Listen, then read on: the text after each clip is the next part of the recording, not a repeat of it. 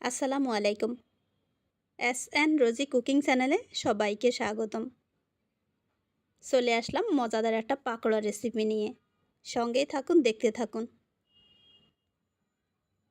পাকোড়া তৈরি করব আজকে বাঁধাকপি কুচিয়ে 1 কাপের মতো বাঁধাকপি কুচিয়ে নিয়েছি।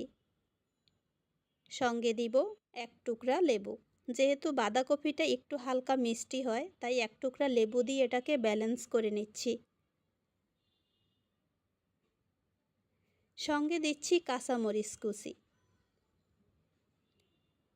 কাঁচামরিচটা আপনাদের ইচ্ছা মতো জাল যে যত বেশি পছন্দ করবেন তত দিতে পারেন। আর সঙ্গে দিচ্ছি পেঁয়াজ, ধনেপাতা কুচি, সঙ্গে দিয়েছি একটা ডিম।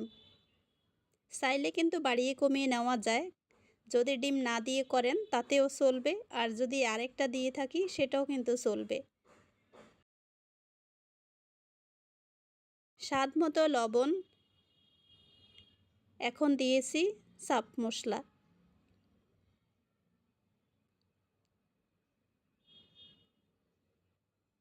যেহেতু আমি একটা পাকোড়া তৈরি করব, চাট মশলা দিলে একটু মাংস ফ্লেভার হবে, খেতে কিন্তু অনেক বেশি টেস্টি হবে।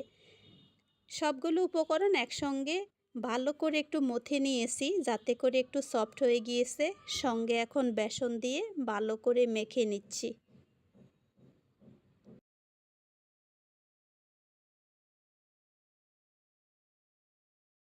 একদম সব কিছু উপকরণ ভালো করে মিশিয়ে নিয়ে এখন চুলায় একটা প্যান বসিয়ে দিয়েছি। পরিমাণ মতো তেল দিয়ে পাকোড়াগুলো বসিয়ে দিব।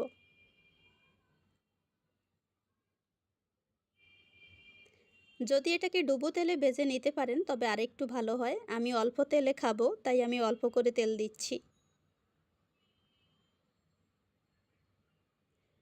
পাকোড়াটা একদম মুসমুসে করে ক্রিস্পি করে ভেজে নিয়ে সন্ধ্যায় স্ন্যাক্স আইটেম চায়ের সঙ্গে অনেক বেশি মজার হবে। একটু শক্ত শক্ত রাখবেন, তাতে করে একটু ক্রিস্পি হবে, খেতে কিন্তু বেশ ভালো লাগবে। দেখতেই পেয়েছেন সবগুলো একে একে বসিয়ে দিয়েছি।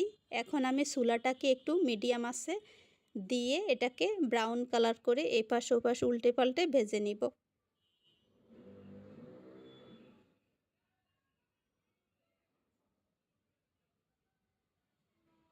শীতকালে এসব ভাজা পোড়া সন্ধ্যার পরে চায়ের সঙ্গে অনেক বেশি মজার হয়, তাই আমি আজকে এটা তৈরি করে নিয়েছি, অনেক মজা করে চায়ের সঙ্গে খাবো।